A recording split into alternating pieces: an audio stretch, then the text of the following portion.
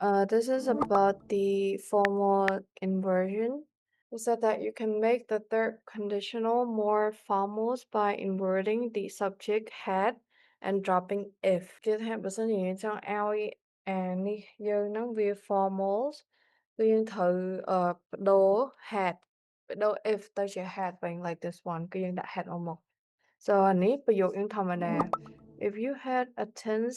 the meeting, you would have met the manager. តែពេលយើងបដូរវាទៅជា formal អានេះធម្មតាណា basic អញ្ចឹងយើងចង់ឲ្យវា formal នៅក្នុង academic written English គឺយើងបដូរបែបនេះយើងត្រូវដាក់ថា Had you attended the meeting, you would have met the manager. អញ្ចឹងយើងលុប if ចេញអញ្ចឹងយើងដាក់ had មួយមុខមកហើយដាក់ subject ហើយបន្ទាប់មកទៀតយើងដាក់ verb របស់យើង So this is how you make it sound formal. Even though when you read it, and The same meaning teacher. yeah, the same meaning បងគ្រាន់តែវាស្រាប់ទៅ formal ជាងប៉ុណ្ណឹង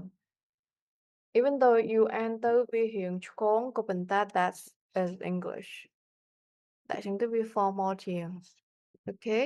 តើកត្តាអ្វីខ្លះដែលធ្វើឲ្យសិស្សរបស់យើងទទួលបានលទ្ធផលល្អប្រសើរនិងបានបន្ទុកលើសពី 70% នៃបន្ទុកសរុបទី1មេរៀនរបស់យើងត្រូវបានបំបែកទៅតាមចំណុចតូចៗងាយរៀនងាយយល់ងាយអនុវត្តគ្រប់ប្រយោគសំខាន់ៗនៃមេរៀនត្រូវបានភ្ជាប់ជាមួយនឹងអត្ថសម្លេងដើម្បីសិស្សអាចស្ដាប់តង់សម្លេងជនជាតិដើមក៏ដូចជាហាត់និយាយតាមលំហាត់ពង្រឹងពុទ្ធិទៅតាមបំណែកនៃមេរៀនដើម្បីឲ្យសិស្សអាចវិភាគនិងយល់ច្បាស់ពីខ្លឹមសារមេរៀនគ្រប់មេរៀនទៅតាម unit សុទ្ធតែមានលំហាត់សម្រាប់អនុវត្តបន្ថែមទៅលើការស្ដាប់អានសរសេរនិងនិយាយសិស្សអាចរៀនបន្ថែមបានគ្រប់ពេលតាម app សិក្សារបស់យើងដែលមានទាំងអត្ថបទសិក្សាបែបអនុវត្តលំហាត់អមជាមួយនឹងកំណែស្វ័យប្រវត្តិក៏ដូចជាវីដេអូបញ្យលមេរៀនលម្អិតមានប្រព័ន្ធតាមដានការសិក្សាច្បាស់លាស់ទាំងការប្រឡងបញ្ចប់ជំពូកបញ្ចប់វគ្គសិក្សាមានវត្តមានប្រចាំថ្ងៃ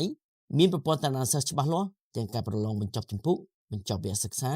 វត្តមានចូលរៀនប្រចាំថ្ងៃការបំពេញកិច្ចការផ្ទះនិងការចូលរួមសកម្មភាពផ្សេងៗចូលរួមសិក្សាជាមួយយើងមិនខាតពេលធានាបានទាំងគុណភាពនិងលទ្ធផលសិក្សាប្រកបដោយប្រសិទ្ធភាពខ្ពស់